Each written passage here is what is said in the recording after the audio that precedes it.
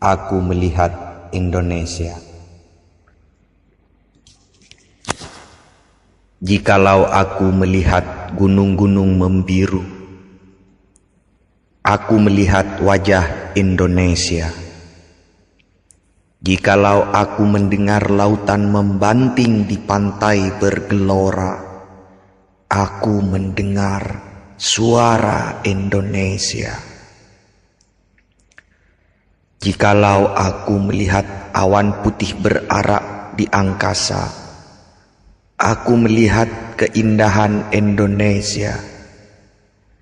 Jikalau aku mendengarkan burung berkutut di pepohonan, aku mendengarkan suara Indonesia.